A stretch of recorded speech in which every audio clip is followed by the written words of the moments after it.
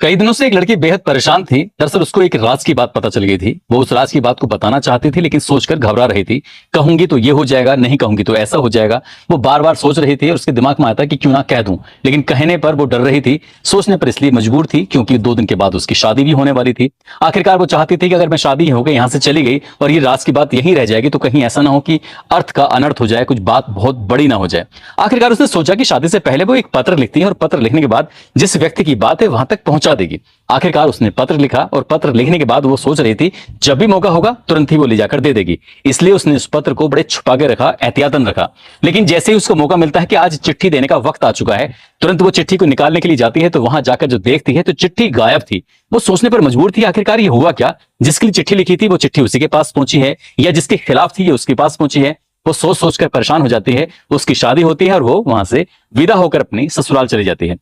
ससुराल तो चली जाती है, लेकिन 1 साल बीतने के बाद आखिरकार जिसको चिट्ठी देनी थी उसका कत्ल हो जाता है। अब वो सोचने पर मजबूर थी, लेकिन ये ऐसा क्यों हुआ। जब पुलिस ने इस मामले की जांच पड़ताल करना शुरू किया है तो अचानक से वो चिट्ठी निकलकर सामने आ जाती है और जैसे चिट्ठी निकल के सामने आती है तो पुलिस इस घटनाक्रम का खुलासा कर देती है। ये घटना उस दौर की सबसे चर्चित घटनाओं में से एक घटना बन जाती है। आखिरकार ये पूरा माजरा क्या है, उस चिट्ठी के पीछे की कहानी क्या है कि कत्ल होने से 1 साल पहले चिट्ठी लिख दी गई थी और कत्ल हो जाता है। तो यही इस कहानी के माध्यम से आज यही जानने की, समझने की कोशिश करते हैं।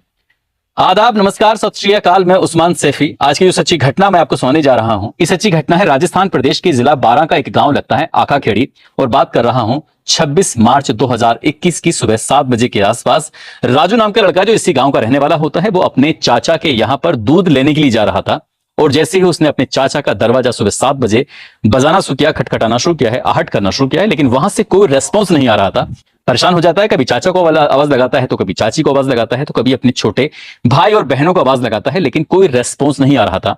काफी देर हो जाती है। उसके बाद उसे लगता है कि जो उसकी एक रोज की आदत थी, क्योंकि रोज दूध लेने के लिए उसे इस घर में आना ही होता है।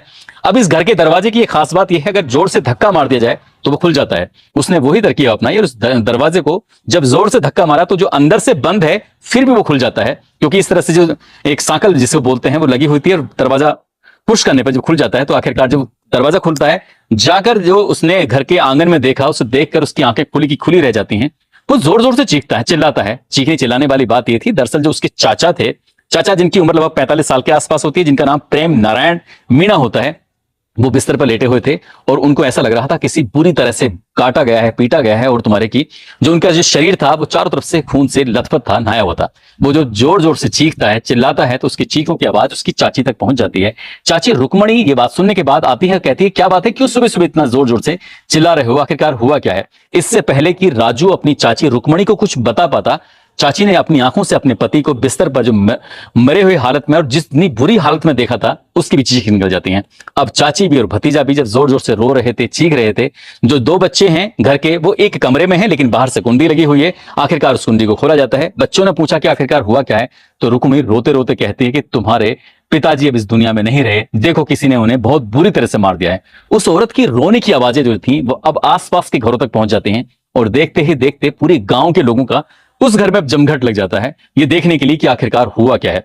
बताया जाता है कि यही गांव के ही किसी व्यक्ति ने नजदीकी पुलिस स्टेशन, जो कि छिपा बड़ौद एक पुलिस स्टेशन लगता है, वहां पर सूचना दी जाती है और बताया जाता है कि साहब एक शिक्षक हैं जो सरकारी विद्यालय में पढ़ाते हैं, नाम उनका प्रेम नारायण मीणा है, उम्र जिनकी लगभग 45 साल के आसपास है। आप जितनी जल्दी हो सके मौके पर आ जाइए। एसएचओ इस सूचना को सीओ को देता है, सीओ इस सूचना को एसपी को देता है और एसपी बारां ने एकदम बोला कि जितनी जल्दी हो सके इस मामले की जांच पड़ताल करिए और हत्यारे का उसको पकड़िए और उसको जेल भेजिए।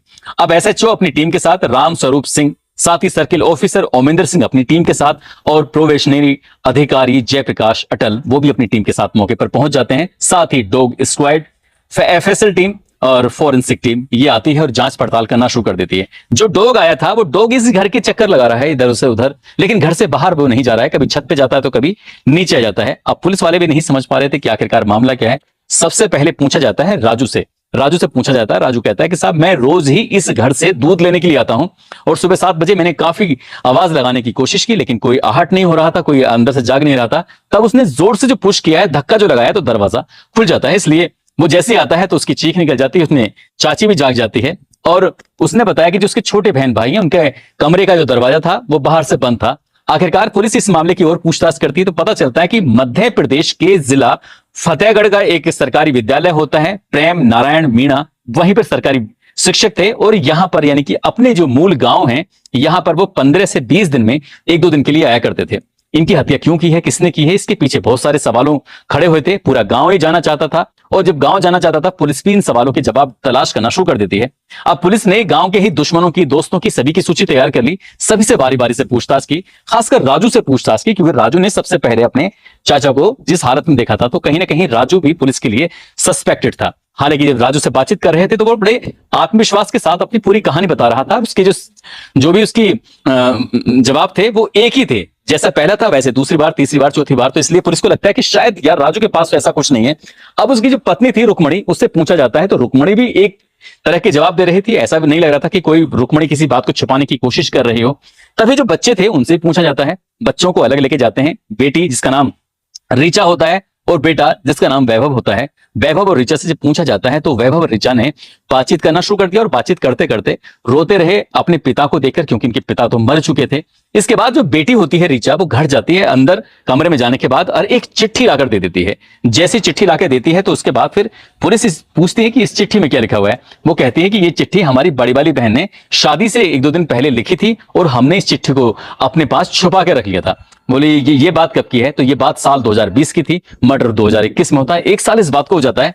आखिरकार पुलिस ने जो उस चिट्ठी को खोला और चिट्ठी को खोलने के बाद जो पता चलता है तो पुलिस भी हैरान हो जाती है। दरअसल उस चिट्ठी में लिखा था कि मैं अपनी मां को बदनाम नहीं करना चाहती, लेकिन पिताजी जो घर का नौकर है ना, ये घर में रहना नहीं चाहिए, बस इतना उसने लिखा था। अब नौकर के बारे में पूछा जाता है तो नौकर का नाम होता है जितेंद्र उर्फ जीतू बैरवा, जो कि छिपा बड़ौद थाना क्षेत्र के गांव परोलिया का निवासी होता है। अब पुलिस ने उससे पूछताछ करने शुरू किया, उसके बारे में पता किया तो साल 2019 में उसने इस घर में एंट्री मारी थी। साल 2019, 2020, 2021 ये 2 साल लगातार रहता है। आखिरकार जब उसके बारे में पूछा जाता है तो उसके बारे में पता चल जाता है, पुलिस उसको भी हिरासत में लेती है।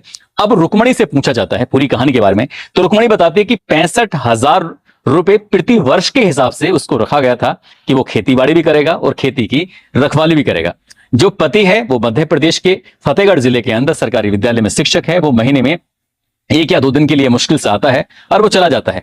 पति की दूरी और नौकर का घर में रहना, दरअसल ये जो अब अपने से 8 साल छोटे इस नौकर से रुक्मणी अटैच हो जाती है और उसके साथ वो प्यार मोहब्बत के जाल में फंस जाती है और इतना नजदीक पहुंच जाती है कि वो ये भूल जाती है कि आखिरकार कहीं कोई छुपके इसको देख तो नहीं रहा है। जो बड़ी बेटी थी उसने शादी से कुछ दिनों पहले ही अपनी मां को उस नौकर के साथ आपत्तिजनक स्थिति में देख लिया था और यही बात वो अपने पिता को बार बार बताने की कोशिश कर रही थी, लेकिन समझ नहीं पा रहे थे कि आखिरकार एक बेटी अपने पिता से ये बात कहे तो कहे कैसे, क्योंकि एक पिता से बेटी बात नहीं कर सकती। हालांकि मां से बेटी जरूर बात कर सकती है, लेकिन सारे के सारे जो ऐप थे, परेशानियां थी, वो मां से ही तो थी। फिर भी उसने एक चिट्ठी लिखी और चिट्ठी लिखने के बाद उस बात को बताने की कोशिश में जुटी हुई थी, लेकिन उस बात को बता नहीं पाती क्योंकि चिट्ठी जो उसने छुपा कर रखी थी, छोटे भाई बहनों ने उस चिट्ठी को देख लिया था और चिट्ठी को अपने पास रख लिया। उन ना समझ बच्चों को इतना भी नहीं पता था कि आखिरकार इस चिट्ठी को देना है कि नहीं देना है।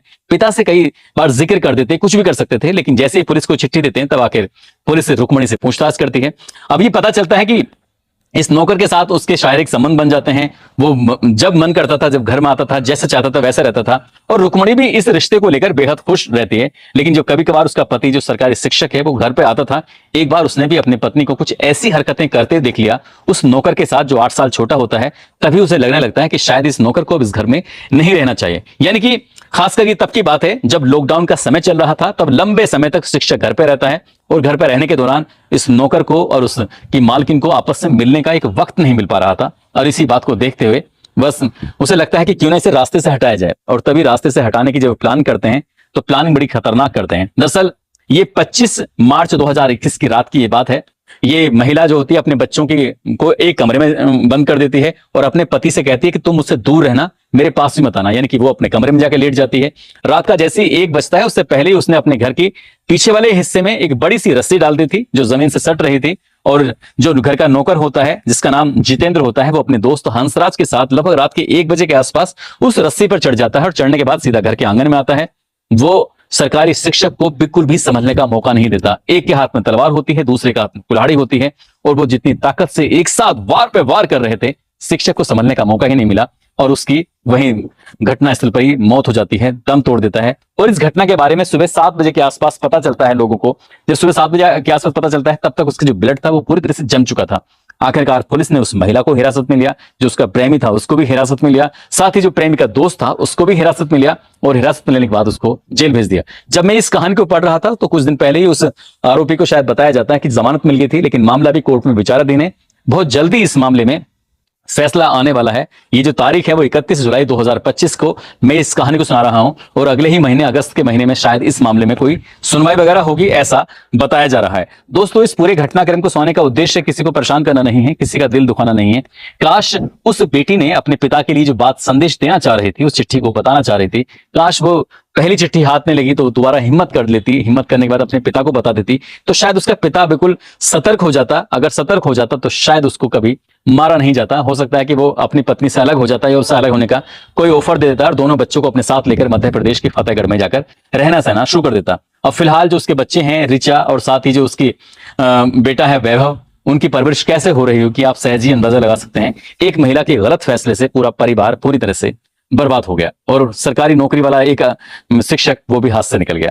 दोस्तों, जाते जाते उर्जीत कुमार हैं, आज इनका जन्मदिन है, इनको जन्मदिन की ढेरों सारी शुभकामनाएं, बहुत बहुत मुबारकबाद। साथ ही कुछ लोगों ने नाम लेने की अपील की है, जिसमें रूपेश यादव हैं, राजीव सिंह, लक्ष्मी, संजीव कुमार, अरशद राव, चिंटू कुमार, आलोक कुमार, हिमानी जोशी, मोहम्मद जाहिद, सुहान खान, अरवाज हुसैन, अनिल हसमुख, खुशबू झा, अवनी कुमारी, संजय यादव, कमलेश चौधरी, लखविंदर पासवान, लक्ष्मी, प्रदीप, रमेश, रोहित यादव, विजेंद्र सिंह, नंद किशोर, राकेश कुमार।